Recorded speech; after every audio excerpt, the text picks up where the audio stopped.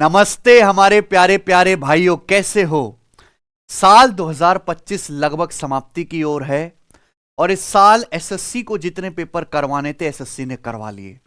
तो साल के अंत में मैं आपको ये बताता हूं कि एसएससी ने जितने सारे पेपर कराए, सिलेक्शन फेस का, स्टेनो का, सीजीएल का, सीएचएसएल का, सीपीओ का, उनमें पूछे गए एसएससी के द्वारा 5 टफेस्ट सवाल कौन से थे। इस साल एसएससी का वेंडर बदल चुका है, टीसीएस ने पेपर नहीं करवाए हैं मेरे भाई।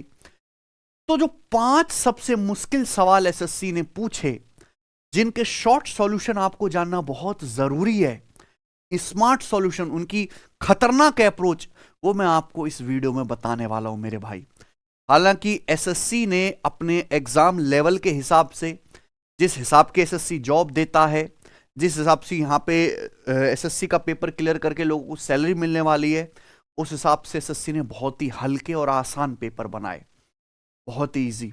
एसएससी को बहुत ज्यादा जरूरत है अपने लेवल को अपग्रेड करने की, ठीक है भाई, क्योंकि नौकरी बढ़िया है पर सवालों में कोई दम नहीं है और यही कारण है कि कट ऑफ बहुत हाई होती जा रही है। खासकर गणित के सवालों में इंप्रूवमेंट की बहुत जरूरत है, लेकिन फिर भी ये 5 सवाल वाकई में ऐसे हैं जिनकी तारीफ करनी चाहिए। और ये सबसे डिफिकल्ट सवाल है जो 2025 में एसएससी ने पूछे, और मैं इनका धमाकेदार, आपने सोचा नहीं होगा ऐसा सॉल्यूशन आपको सिखाऊंगा मेरे भाई। कॉपी पेन लेके बैठो मेरे दोस्तों, कोई मामूली एक स्टेप वाले ट्रिक वाले सवाल नहीं है, ये खोपड़ी में दर्द कर देने वाले सवाल हैं। आइए मैं आपको दिखाता हूं, ये सवाल सीएचएसएल 2025 के प्री के पेपर में आया है लेटेस्ट। जरा कॉपी पेन लो और इस सवाल को जरा करने की कोशिश करो आप। हाँ जी बताइए। A trader bought 120 scientific calculator of which 50 were priced at 625.5 रुपए each and the rest at 712.8 रुपए each। एक व्यापारी ने 120 साइंटिफिक कैलकुलेटर खरीदे जिसमें से 50 का प्राइस था 625.5 रुपए पर कैलकुलेटर। बाकी कितने बचे फिर 70, यानी बाकी 70 कैलकुलेटर का प्राइस क्या होगा 712.8 रुपए पर calculator. Due to a consignment delay, he had to pay an additional 6% storage cost on the total purchase price। Consignment में डिले होने की वजह से वो कैलकुलेटर काफी ज्यादा खरीदे हैं, उसको 6% एक्स्ट्रा चार्ज देना पड़ा स्टोरेज कॉस्ट भी गोदाम में रखने का, ठीक है बच्चों। He sold 40% of the cheaper ones at a profit of 15%। उसने 40 जो सस्ते कैलकुलेटर हैं उनको बेचा 15% प्रॉफिट पे, फिर बाकी जो हैं बाकी कैलकुलेटर यानी कि सस्ते वालों की बात कर रहा है वो बेचे 10% लॉस पे। All the costlier calculator, costlier यानी कि महंगे वाले कैलकुलेटर उसने बेचे हैं 12% के प्रॉफिट पे। तो पूछा उसका ओवरऑल प्रॉफिट या लॉस परसेंटेज क्या है सारे कैलकुलेटर पे मिला के, ये सवाल है। एक तो सवाल ऐसा है कि पढ़ते पढ़ते सवाल में खो जाएंगे, दूसरी बात सवाल का डाटा बहुत भयानक है। आप खुद से सोचने की कोशिश करो कि एक एवरेज बच्चे की तरह आप इस सवाल को कैसे करोगे। पहले आप ये निकालोगे कि भैया सस्ते कैलकुलेटर की कीमत क्या है, महंगे कैलकुलेटर कितने में खरीदे, है ना, फिर उस पर 6% आप एक्स्ट्रा कॉस्ट जोड़ोगे, फिर आप ये पता लगाओ कि भाई सस्ते कैलकुलेटर कितने में बेचे, महंगे कैलकुलेटर कितने में बेचे, फिर आप प्रॉफिट निकालोगे, फिर आप प्रॉफिट परसेंटेज निकालोगे, और इतनी देर में आपके साथ साथ मतलब पेपर के साथ साथ आप भी खत्म हो जाओगे, है कि नहीं। तो हमें इसको सोचना है बड़े ही स्मार्ट तरीके से। सबसे बड़ी सवाल की जो समस्या है वो ये है कि कैलकुलेटर 2 टाइप के हैं, सस्ता भी और महंगा भी, और इनका जो प्राइस है वो अलग अलग है कि नहीं बच्चों। तो ध्यान से सुनेगा मेरे भाई, कैलकुलेटर कितने खरीदे उसने 120। मान लो जैसे हर एक कैलकुलेटर की कीमत कितनी है 1 रुपए, तो जब वो बेचता है तो उसने 40 सस्ते कैलकुलेटर बेचे 15% के प्रॉफिट पर। 40 सस्ते कैलकुलेटर कितने में बेचे मेरे दोस्त उसने 15% प्रॉफिट पर। अच्छा सस्ते 2 टाइप के कैलकुलेटर है ना, 50 तो वो है जिनका प्राइस है 612.5 रुपए, 625.5 रुपए ईच, और बाकी हैं जिनका प्राइस है 712.8 रुपए ईच, है कि नहीं। तो अपन लोग कह सकते हैं कि 40 कैलकुलेटर सस्ते वाले 15% प्रॉफिट पे, तो बाकी कितने बचे सस्ते वाले 10, क्योंकि सस्ते वाले कितने हैं 50 हैं, ये बेचे उसने 10% लॉस पर, ठीक है। अगर टोटल 120 कैलकुलेटर खरीदे थे यानी कि महंगे वाले, महंगे वाले कैलकुलेटर उसने कितने परसेंट प्रॉफिट में बेचे प्यारे दोस्तों? 12%। महंगे वाले कैलकुलेटर हैं कितने? 70 कैलकुलेटर बेचे 12% के प्रॉफिट पे। क्लियर है? आप बोलोगे हां जी सर बिल्कुल सही। अगर आप इस सवाल को देखो, ऑप्शन देखो, देखो आंसर कोई एग्जैक्ट तो है नहीं, ये तो अप्रोक्स आंसर है। यहां दो आंसर ऐसे हैं जो लॉस में हैं और दो आंसर ऐसे हैं जो प्रॉफिट में हैं। ध्यान से देखा जाए तो यहां पे जो डेटा है वो प्रॉफिट की तरफ ज्यादा है, प्रॉफिट की तरफ ज्यादा है मेरे प्यारे भी। तो आंसर जो होना चाहिए वो लॉस वाला तो संभव ही नहीं थे। आंसर या तो बी ऑप्शन में से होगा या फिर सी ऑप्शन में से होगा। हालांकि एक गड़बड़ ये भी है कि अगर मान लो आपने 100 रुपए के कैलकुलेटर खरीदे तो 6% आपको कॉस्ट और देना पड़ा है स्टोरेज का, यानी कि कीमत कितनी है, टोटल कॉस्ट कितना रहा है कैलकुलेटर पे खर्चे का? 106। लेकिन अगर 106 पर भी देखा जाए तो ये 15% या 12% प्रॉफिट ही ज्यादा है, ओवरऑल प्रॉफिट ही ज्यादा है। इसलिए आपको ओवरऑल प्रॉफिट ही होगा, लॉस तो होने का विचार ही नहीं आता। यानी कि आंसर या तो बी है या सी है। और उसमें भी देखा जाए बेटा बहुत गहराई है, ये ऐसी चीज नहीं है, ठीक है ना। यहां पे प्यारे दोस्तों ये दोनों ऑप्शन बहुत ज्यादा नजदीक है। अगर आप ध्यान से देखो तो यहां पे मात्र 0.2% का फर्क है, ठीक है। और अगर आपने जरूरत से ज्यादा अप्रोक्सीमेशन लगाया तो आपके सवाल जो है वो गलत हो सकता है कि नहीं। तो प्रॉब्लम यह है मेरे भाई कि आपने 40 कैलकुलेटर सस्ते वाले बेचे हैं 15% के प्रॉफिट में अभी, और बाकी 10 सस्ते कैलकुलेटर आपने बेचे हैं मेरे प्यारे दोस्तों 10% लॉस में और बाकी 70 12% के प्रॉफिट में। प्रॉब्लम यह है कि यहां सस्ते और महंगे कैलकुलेटर का प्राइस सेम नहीं है, बिल्कुल नहीं है। यहां अगर एक सस्ता कैलकुलेटर 625.5 रुपए का है तो एक महंगा कैलकुलेटर कितने का है बच्चों? 712.8 रुपए का। यानी कि आप ये निकाल सकते हैं लगभग अंदाजा को, कि अंदाजे से सब कुछ चलेगा कि महंगे कैलकुलेटर का प्राइस सस्ते कैलकुलेटर के प्राइस का कितने गुना है। लगा सकते हो महंगे कैलकुलेटर का प्राइस सस्ते कैलकुलेटर का कितने गुना है। और इसमें बहुत ज्यादा आपको दिक्कत लेने की जरूरत नहीं है। कितना हो जाएगा लगभग नियरेस्ट, कितना हो जाएगा 630 है कि नहीं। थोड़ा सा नियरेस्ट कर लेते और ये कितना हो जाएगा लगभग आपका 710 भी कर सकते, लेकिन 720 कर लेंगे तो थोड़ी कैलकुलेशन इजी रहेगी। 720 अप्रोक्स लिख सकता हूं ना। किससे कट गया? 9 से। 9 8 72, 9 7 63, यानी कि अप्रोक्स 8/7 टाइम्स है। बोलो यानी कि एक महंगे कैलकुलेटर की जो कीमत है उस सस्ते कैलकुलेटर का कितने गुना है? 8/7 गुना। यानी कि मान लो अगर एक सस्ता कैलकुलेटर 1 रुपए का है तो 40 रुपए के हुए, ये 10 रुपए के हुए। ये महंगे कैलकुलेटर 70 रुपए के नहीं है, ये 70 का 8/7 गुने प्राइस के होंगे कि नहीं होंगे। समझ में आ गई बात? अगर भाई यहां पे महंगे कैलकुलेटर की वैल्यू सस्ते कैलकुलेटर का 8/7 गुना है, दैट्स द प्रॉब्लम। अगर मान लो सस्ता कैलकुलेटर 1 रुपए का है मान लो, तो ये 40 रुपए के होंगे, 10 रुपए के होंगे, ये कितने के होंगे? ये 70 के नहीं होंगे। 70 कैलकुलेटर है लेकिन इनकी कीमत क्या होगी? 70 का 8/7 गुना। और यहां आप डेटा देख सकते हैं कि ये इजीली कट गया। 7 से 70 कितना कट गया? 10 बार। यानी कि आ जाएगा बेटा 10 अट्ठे 80। बोलो कोई समस्या है सचिन, कोई डाउट? तो आपको क्या निकालना है कि सारे कैलकुलेटर पर ओवरऑल आपको कितने परसेंट का प्रॉफिट हुआ। तो यहां पे आप क्या ले सकते हो बच्चों? इन सब का रेशियो, बेस का रेशियो ले सकते हैं। तो किससे कट रहा है? ये 10 से कट गया, 4:1 तो ये आ गया 4:1:8। बोलो आप बोलोगे सर एक धेले का डाउट नहीं बचा। अब आप मुझे बताओ सभी पर ओवरऑल प्रॉफिट कितना होगा बताइए। यहां कितना प्रॉफिट है? 4 का 15% यानी कि 60। यहां कितना लॉस है? 1 का 10% यानी कि ये -10। यहां कितना प्रॉफिट है? 8 का 12% यानी कि 96। तो 60 - 10 50, 50 + 96 कितना आ गया? 146%। तो यानी कि आपको 146% का प्रॉफिट हुआ है बच्चों बेसिकली। कितने के समान पे? 4 और 1 5 8 13 के समान पे, है कि नहीं। यानी कि ओवरऑल आपको प्रॉफिट कितना हुआ है? 13 कम 13 और 1 13 एकम 13 है ना बच्चों।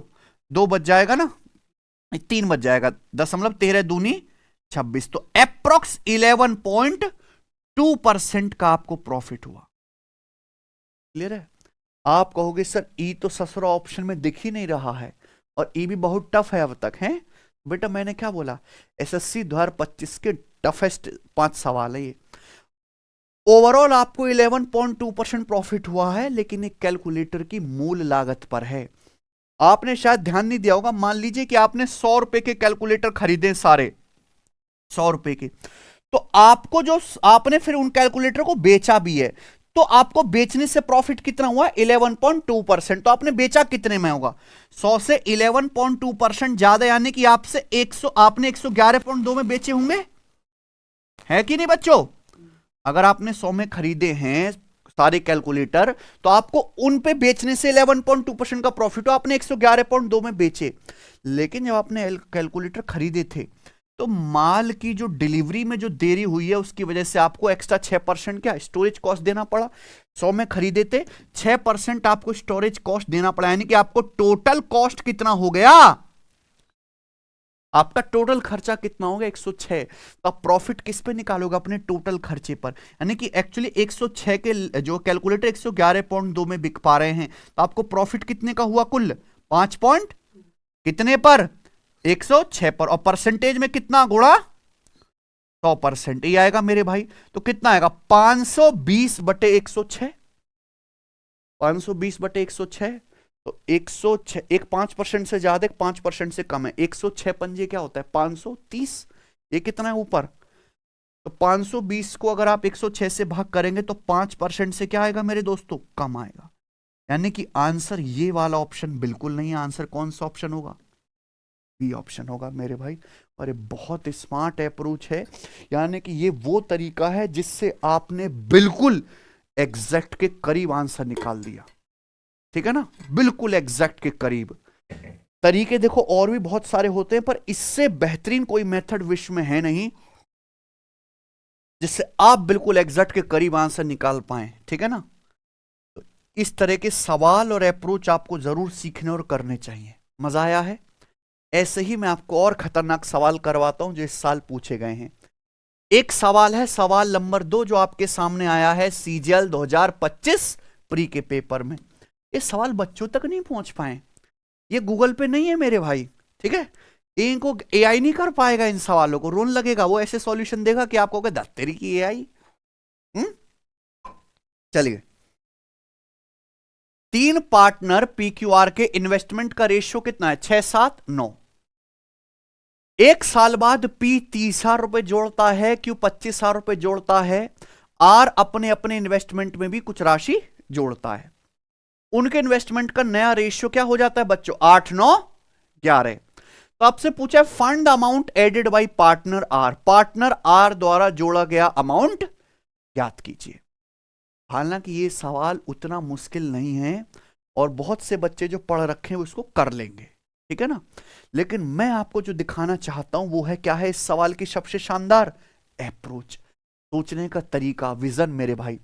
मान लो दोस्त 3 पार्टनर हैं पी क्यू आर, उन्होंने एक बिजनेस में पैसा इन्वेस्ट किया। किस रेशियो में इन्वेस्ट किया भाई, 6-7-9 के रेशियो में पैसा इन्वेस्ट किया। एक साल बाद क्या हुआ, पी ने, एक साल बाद पी ने 30,000 रुपए जोड़े, यानी कि पी ने अपना इन्वेस्टमेंट कितना बढ़ा दिया, 30,000। एक साल बाद पी ने, क्यू कितने रुपए जोड़ता है, 25,000, तो क्यू ने अपना इन्वेस्टमेंट कितना बढ़ा दिया, 25,000 बढ़ा दिया। बोलो यहां तक कोई समस्या, इधर लिख लेते हैं। क्यू ने अपना इन्वेस्टमेंट कितना बढ़ा दिया दोस्त, 25,000। और ये नहीं पता कि आर ने अपना इन्वेस्टमेंट कितना बढ़ाया है, नहीं पता ना, यही तो निकालना है। और उनके इन्वेस्टमेंट का नया रेशियो कितना हो गया, 8:9:11, ये हो गया। तो सवाल में ये तो पूछा है कि आर ने अपना इन्वेस्टमेंट कितना बढ़ाया है। इसका बेसिक सॉल्यूशन क्या है कि पी और क्यू का तो डेटा पूरा दे रखा है, पी क्यू का इनिशियल इन्वेस्टमेंट ये है, दोनों ने इतना बढ़ाया, फाइनल रेशियो दिया हुआ है। आप पहले यहां क्रॉस मल्टीप्लीकेशन मेथड लगाइए, क्रॉस मल्टीप्लीकेशन मेथड लगा के आप पी का इनिशियल इन्वेस्टमेंट निकाल लीजिए या क्यू का इनिशियल इन्वेस्टमेंट निकाल लीजिए, फाइनल इन्वेस्टमेंट भी आ जाएगा। फिर आर का इनिशियल निकाल लीजिए, फाइनल निकाल लीजिए, उसका क्या आ जाएगा, डिफरेंस, है ना। That's a long and time taking method. अगर आप इस सवाल को देखोगे मेरे प्यार भी, तो यहां पे रेशियो जानबूझ के ऐसा दिया है कि उसमें क्लिक है, सचिन क्या वो क्लिक पकड़ पा रहे हो तुम? 6 7 8 9, एक एक यूनिट बढ़ा। 7 2 9, 9 2, 2 2 यूनिट बढ़ा। यानी कि मेरे भाई ये 6 से 7 कितना बढ़ रहा है? 1 यूनिट। मान लो x बढ़ा होगा। ये 8 से 9 कितना बढ़ा? 1 यूनिट। मान लो y बढ़ा होगा मेरे प्यारे भाई। तो ये इन्वेस्टमेंट 30,000 से 25,000 हो गया। कितना कम हो गया? 5,000 कम हो रहा है। बोलो, एक एक यूनिट बढ़ रहा है तो कितना कम हो रहा है? 5,000। यहां देखिए, ये 7 से 9 कितना बढ़ा मेरे भाई? 2 यूनिट। मान लो ये 2x बढ़ा है भाई। ये 9 से 11 हुआ तो ये भी कितना बढ़ा? 2 यूनिट। मान लो ये 2y बढ़ा है, ठीक है ना? तो ये एक एक यूनिट बढ़ने पे कितना डिफरेंस आ रहा है? तो यहां अगर डबल डबल हो रहा है तो कितना डिफरेंस आएगा? डबल डिफरेंस आएगा। 25,000 मेरे दोस्तों कितना कम हो जाएगा? ये 10,000। तो 25,000 में से 10,000 घटाएंगे तो यानी कि कितना बचा फिर? 15,000। यानी कि आर ने अपना इन्वेस्टमेंट कितना बढ़ाया है? यही क्या है? करके देख लीजिए, यही आंसर आएगा, ठीक है ना? भटकते रहिए आप ब्रह्मांड के किसी कोने में, इससे जल्दी ये सवाल ना हो गए, है कि नहीं? मस्त है। आप बोलोगे सर गजब। आइए, सवाल नंबर है मेरे प्यारे भाई तीसरा। ये आया है सीजीएल 2025 के तूफानी पेपर में।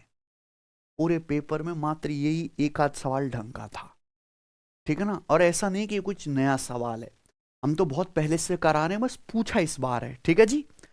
एक कपड़े की दुकान ने 3 ड्रेस D1 D2, ये D2 होगा ना? कपड़े की दुकान ने 3 ड्रेस D1 D2 D3 बेची, जिनकी बिक्री कीमत यानी कि सेलिंग प्राइस दे रखा है 5 6 7 के रेशियो में।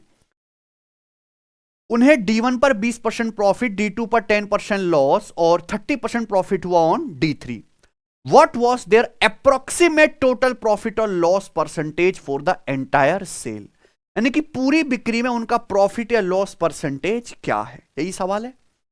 अगर आप इस क्वेश्चन को भी ध्यान से देखेंगे तो पहली ड्रेस पर क्या हो रहा है? 20% प्रॉफिट, दूसरी ड्रेस पर 10% लॉस और तीसरी ड्रेस पर क्या हो रहा है? 30% प्रॉफिट। तो data is more inclined to profit. Profit ज्यादा हो रहा है। अभी 20 और 30 दोनों ड्रेस पे, यहां पे एक पे लॉस हो रहा है, वो भी थोड़ा लॉस हो रहा है। यानी कि जो आंसर आना चाहिए वो प्रॉफिट ही आना चाहिए कि नहीं? यानी कि दो आंसर तो है ही नहीं। आंसर या तो ए ऑप्शन में छुपा है या सी ऑप्शन में। अगर पेपर में समय कम हो तो ऐसे करके आप तुक्काबाजी भी कर सकते हो, तो बुराई थोड़ना है, ठीक है ना? अब आप देखो, एक कपड़े की दुकान ने 3 ड्रेस बेची हैं, D1 D2 D3। इस सवाल की सबसे बड़ी परेशानी क्या है कि आपको दिया क्या है? Selling price. सेलिंग प्राइस का रेशियो कितना है? बिक्री कीमत 5 6 7 के अनुपात में बेची है। अगर कॉस्ट प्राइस का रेशियो दिया होता तो यह सवाल 1 सेकंड में हो जाता मेरे प्यारे भाई, वेटेड एवरेज से या डेविएशन से, है कि नहीं? लेकिन जब हम बात करते हैं प्रॉफिट परसेंटेज की, तो मेरे प्यारे दोस्तों ध्यान से सुनिएगा। तो पहली ड्रेस पे कितना प्रॉफिट है? पहली ड्रेस पे प्रॉफिट है 20% यानी कि 1/5। दूसरी ड्रेस पे कितना प्रॉफिट है? लॉस है, लॉस 10% यानी कि 1/10। और तीसरी ड्रेस पर आपका प्रॉफिट है 30%, जिसकी फ्रैक्शन वैल्यू कितनी है? 3/10। भैया जब मुझे प्रॉफिट लॉस परसेंटेज पता है तो मेरे तीनों ड्रेस के सीपी का रेशियो निकाल सकता हूं। सीपी का रेशियो आ जाएगा एग्जैक्ट मेरे भाई, वहां से सवाल हो जाएगा। लेकिन उतनी भी मेहनत आपको क्यों करनी है मेरे भाई रेशियो बनाने में? क्योंकि आंसर जो है वो काफी दूर दूर हैं ये वाले। तो इनमें क्या कर लो आप? अप्रोक्स कैलकुलेशन कर लो, है कि नहीं सचिन? तो आप क्या निकाल लो? यहां पे तीनों के सीपी निकाल लो अप्रोक्स में। सीपी से भी बढ़िया रहेगा कि आप यहां पे तीनों पे जो प्रॉफिट या लॉस हो रहा है वो अमाउंट निकाल लो, है कि नहीं भाई? अब बताओ, अगर पहली ड्रेस का कॉस्ट प्राइस 5 है तो प्रॉफिट कितने का है? 1 का। 5 पे 1 का प्रॉफिट है तो ड्रेस भी कितने में रही है? जबकि ड्रेस का सेलिंग प्राइस कितना है? 5, यानी कि 6 की वैल्यू कितनी है? 5 यूनिट। तो प्रॉफिट कितने का हुआ है? तो 1 यूनिट की वैल्यू कितनी आ जाएगी? अगर 6 यूनिट की 5 है वैल्यू तो 1 यूनिट की वैल्यू कितनी आ जाएगी? 5/6 कितना आ गया मेरे भाई? 0.83। कोई दिक्कत? दूसरी ड्रेस का अगर सीपी 10 है तो 10 पे कितने का लॉस हुआ है? 10 पे 1 का लॉस हुआ, तो ड्रेस बिकी कितने में? 9 यूनिट में, जबकि ड्रेस बिकी कितने में, 6 रुपए की। तो अगर 9 यूनिट की वैल्यू 6 है तो लॉस कितने का हुआ है, 1 यूनिट का। तो 1 की वैल्यू कितनी है, 6/9, और 6/9 कितना आएगा मेरे भाई, 2/3। 2/3 का मतलब कितना आएगा, 0.666666, लेकिन ये लॉस है तो इसलिए क्या आएगा बेटे, माइनस, ठीक है ना। तीसरी ड्रेस का सीपी है अगर 10, तीसरी ड्रेस का सीपी अगर 10 है तो 10 पे कितने का प्रॉफिट हुआ बच्चों, तो ड्रेस बिकी कितने में, 13 यूनिट में। बताइए ड्रेस बिकी कितने में, 13 यूनिट में, जबकि ड्रेस बिकी कितने में मेरे भाई, तीसरी वाली, सेलिंग प्राइस 7 है, तो 13 की वैल्यू 7 है मेरे प्यारे भाई, प्रॉफिट कितने का हो रहा है, अगर 13 यूनिट की वैल्यू 7 है तो 1 यूनिट की वैल्यू 7/13, प्रॉफिट है 3 यूनिट, 3 यूनिट की वैल्यू कितनी आ जाएगी मेरे भाई, 21/13, और 21/13 कितना आ जाएगा बताओ, 13 एकम 13 और बच जाएगा 8 अभी, तो 13 छिन यानी कि अप्रोक्स 1.6। तो मैं ये देख सकता हूं कि तीनों ड्रेस पे मिलाकर आपको ओवरऑल प्रॉफिट कितना हुआ है, यहां पे पता लगा सकते हैं कि तीनों ड्रेस पे आपको प्रॉफिट कितने का हो रहा है, यही है, यही है, तीनों ड्रेस पे कितना प्रॉफिट है बताओ जल्दी से, जल्दी से बताइए।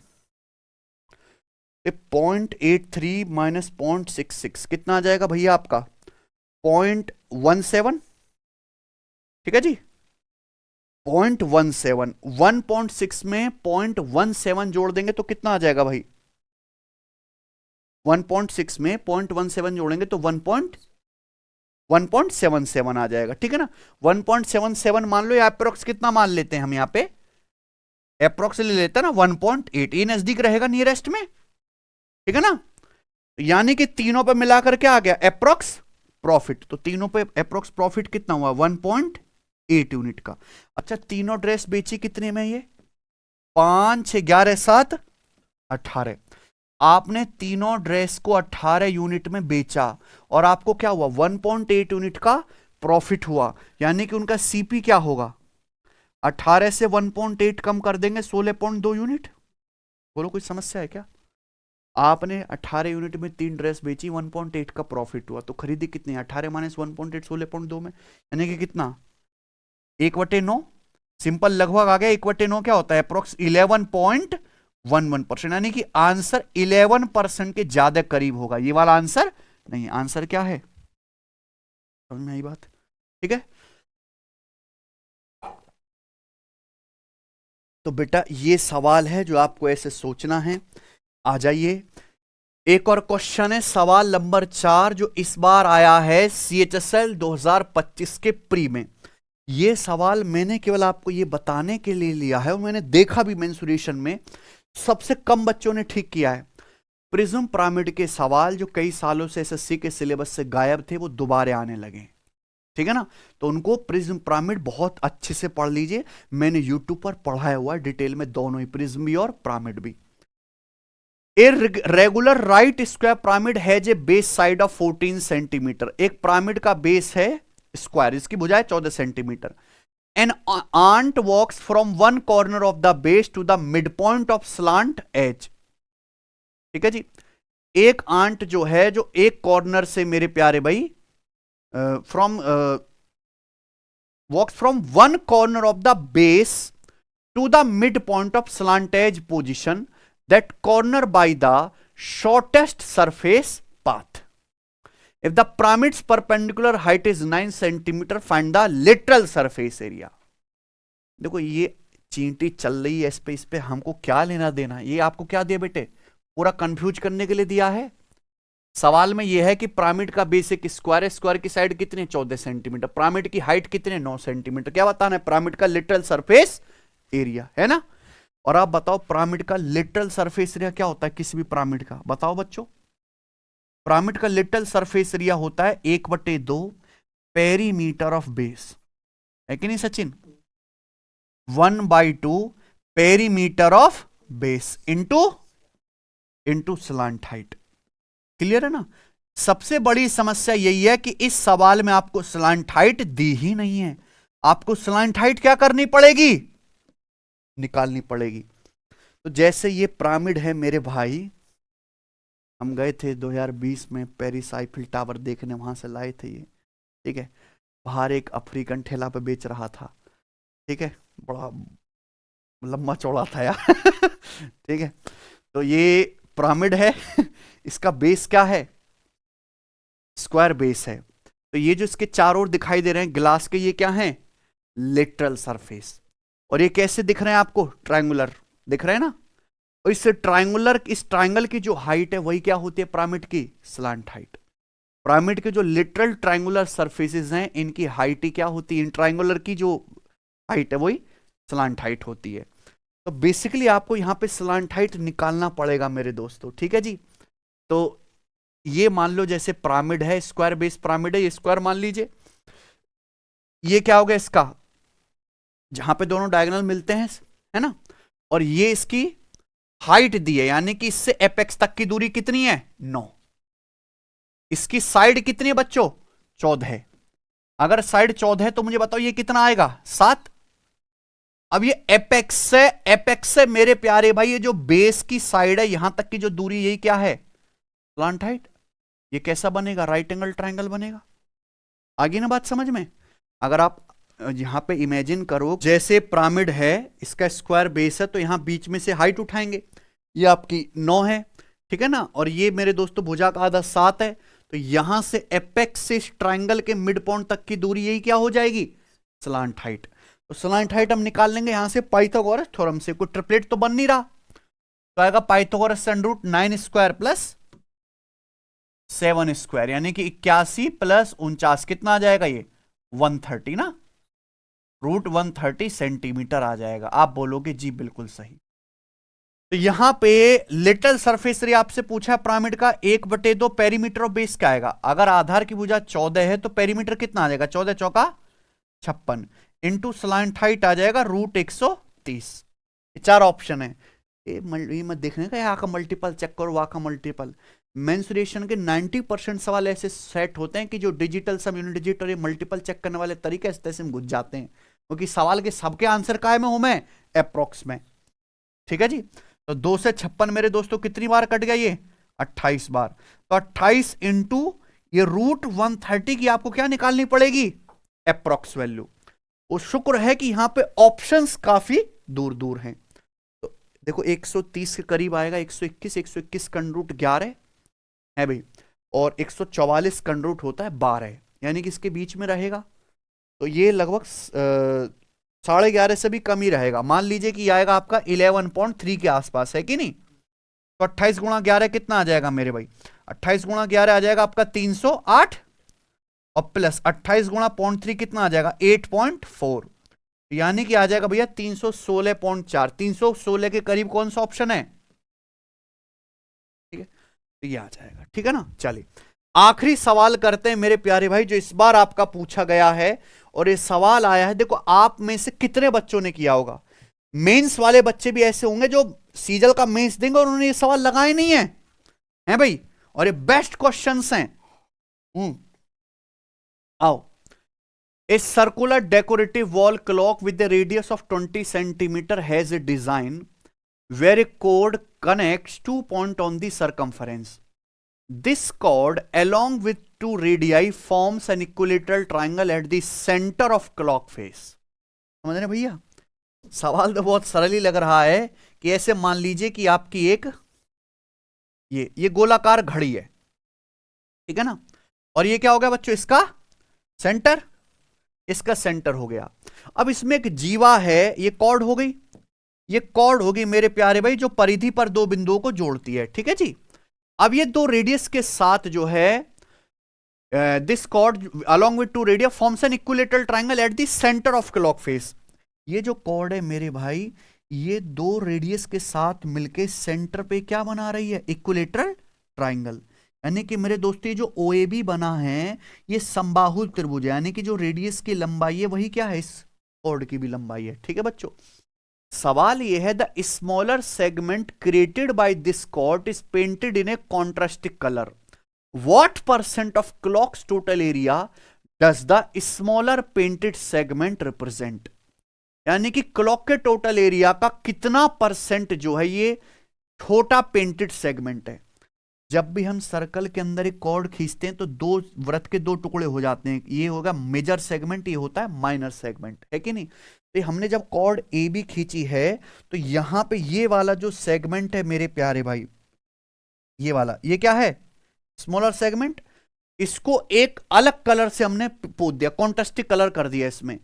तो आपसे पूछा इसका जो एरिया है वो पूरे सर्कल के एरिया का कितना परसेंट है, ये तो निकालना है।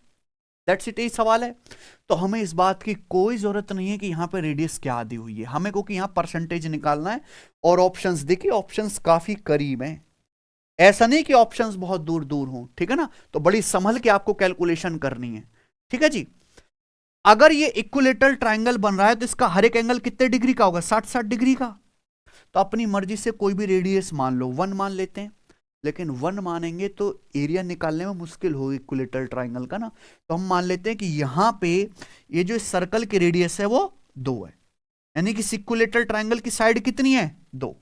हमें ये सेगमेंट का एरिया निकालना है, तो सेगमेंट का एरिया कैसा आएगा, लॉजिकली सोचो भाई, ये क्या बन गया, ये सर्कल का एक सेक्टर बन गया, एक त्रिज्या खंड बन गया। इस सेक्टर के एरिया में से इक्विलेटरल ट्राइंगल का एरिया घटा दूं, आ जाएगा माइनर सेगमेंट का एरिया। ये एक ऐसा सेक्टर है जिसकी रेडियस कितनी है, 2। तो सेक्टर का एरिया क्या होता है, pi r square theta by 360 degree, pi r square, theta की वैल्यू कितना है यहां पे 60 डिग्री बटे 360 डिग्री आ जाएगा। ये क्या आ गया बच्चों, सेक्टर का एरिया। इसमें से इक्विलेटरल ट्राइंगल का एरिया घटाओ, तो इक्विलेटरल ट्राइंगल का एरिया क्या है, √3/4 भुजा का वर्ग। इसलिए मैंने यहां पे रेडियस को 2 माना था, जिससे कि 4 से 4 आपका कट जाए इजीली, है कि नहीं, इजी कैलकुलेशन हो जाएगी। तो मेरे दोस्तों कितना हो गया आपका 4/6, यानी कि 2π/3 माइनस √3। बोलो कोई दिक्कत, पूरा मैं बता रहा हूं छोटे बालक की तरह, क्योंकि सवाल मुश्किल है मेरे प्यारे भाई। ये आ गया मेरे दोस्तों इस माइनर सेगमेंट का, ये येलो कलर का शेडेड एरिया आ गया। पूछा ये जो एरिया है पूरे सर्कल के एरिया का कितना परसेंट है, तो टोटल अगर सर्कल की रेडियस 2 है तो सर्कल का एरिया क्या आएगा, पाई आर स्क्वायर, यानी कि 4 पाई। ये तो निकालना है, ये कैलकुलेट करना है मेरे भाई। ये मैंने फ्रैक्शन में लिख दिया, आपको किस में बताना है, केवल परसेंटेज में, ठीक है ना। तो कर लेते हैं, यहां पे पाई की जगह क्या रख दो मेरे भाई 3.14, और √3 की जगह क्या रख देंगे हम 1.732। तो पाई की जगह जब 3.14 रखेंगे, 3.14 का दुगुना क्या आएगा 6.28, 6.28/3 कितना आ जाएगा मेरे प्यारे भाई 2.09, और माइनस √3 कितना आ जाएगा 1.73, 1.73, और बटे 4 पाई, 4 पाई हो गया ना, पाई का मतलब क्या हो गया 3.14। तो आप मुझे बताओ, सारी वैल्यू में रख दी, 2.09 में से 1.73 घटा के कितना आएगा, ये आ जाएगा भैया आपका 0.36। अगर मैं इसमें से घटा लूंगा तो क्या आ जाएगा अप्रोक्स पॉइंट, ये 36 ही आएगा। ये किस में आ गया आपका बच्चे, फ्रैक्शन में। अपन को किस में निकालना है आंसर, परसेंटेज में। तो परसेंटेज बदलने के लिए इसको 100 से गुणा करो, परसेंटेज का साइन लगा दीजिए। बताइए, मुझे लगता है इजीली हो गया, क्योंकि डेसिमल से डेसिमल आपका कट ही जाएगा। 4 से 36 मेरे दोस्तों कितनी बार कट जाएगा, 9 बार कट जाएगा, यानी कि आ जाएगा मेरे भाई 900/314 परसेंटेज। अब अगर मैं इसको डिवाइड करूंगा तो मुझे बताओ 314 तिया क्या होता है 942, यानी कि ऊपर क्या है, यानी कि हल्का कम, यानी कि जो भी वैल्यू आएगा 3% से हल्का सा कम आएगा कि नहीं सचिन, 3% से हल्का सा कम, ये नहीं है, ये नहीं है, ये नहीं है, यानी कि कौन सा ऑप्शन है, ये तो काफी कम हो जाएगा ना, 3 से 2% के करीब हो जाएगा। तो आंसर क्या होना चाहिए, ये ऑप्शन हो, ठीक है। तो ये मेथड है मेरे भाई इस सवाल को जल्दी पेपर में निपटाने का, है ना। जो बच्चे पहली बार पढ़ रहे हैं उनको भी समझ में आ गया होगा, ठीक है जी। 5 बेस्ट सवाल मैंने आपको करा दिए। अब मैं आपको एक बोनस क्वेश्चन देता हूं, ये भी इस साल CHSL 2025 के प्री के पेपर में पूछा गया है। जरा इस सवाल का आंसर मुझे करके बता दो जी, ये कहा है आपका होमवर्क, ठीक है ना, बताइए। तो कैसी लगी आपको छोटी सी एजुकेशनल वीडियो मेरे भाई, जिसमें मैंने आपको SSC 2025 के बेस्ट सबसे टफ 5 सवाल कराए। आप चाहते हो कि मैं बेस्ट इजी 5 सवाल भी कराऊं, वो भी मुझे कमेंट सेक्शन में बताइएगा। अगर आपको हमारी तरफ से जो सीरीज आती है मेरे भाई, जिसमें आपको कम समय में ज़्यादा ज्ञान देते हैं, जो कहीं मिलता नहीं है मेरे दोस्त, तो उस वीडियो को ज़्यादा से ज़्यादा लाइक और शेयर करना। और पूरा गणित अगर आप सीखना चाहते हैं तो हमने आपको बता दिया है कि सिलेक्शन वे एप्लीकेशन पर हमारा recorded batch math special 0 to hero अब आ चुका है और ये ऑफर में है, आप इस बैच को ज्वाइन कर सकते हैं। धन्यवाद, बाय।